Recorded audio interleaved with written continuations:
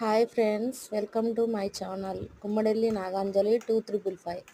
ఈరోజు first time నేను curry video చేసి యూట్యూబ్లో పెడుతున్నాను.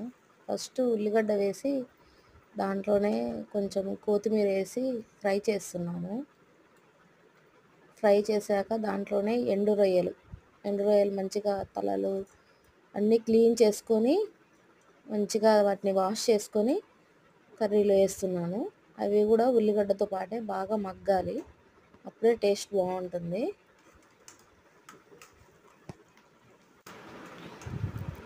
మొత్తం కంప్లీట్గా వేగాలి, వేగేంతసేపు వెయిట్ చేయాలి.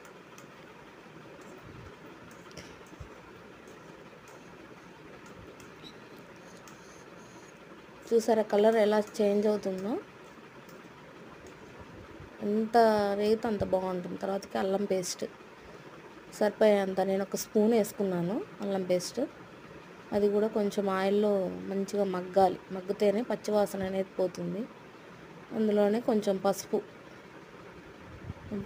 కూడా వేసుకొని మంచిగా వేయించుకోవాలి. బ్రౌన్ కలర్ వచ్చే వరకు వేయించుకోవాలి. మాడకుండా చూసుకుంటే బాగుంటుంది, మాడితే టేస్ట్ ఉండదు.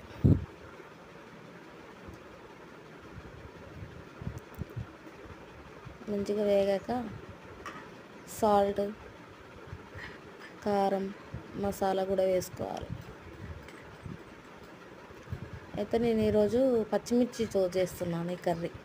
పచ్చిమిర్చి పేస్ట్ చేసుకున్నాను, వేసుకున్నాను.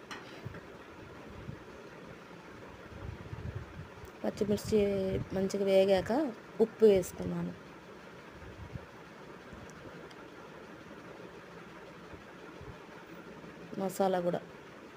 మసాలా అంటే ఇంట్లో ప్రిపేర్ చేసుకున్న మసాలా. మెంతులు, ఎప్పుడైనా ఎండు రొయ్యల కర్రీలో, ఎండు చేపల కర్రీలో మెంతులు పొడి వేసుకుంటే బాగుంటుంది. మెంతి పొడి, కొంచెం జీలకర్ర, వెల్లుల్లి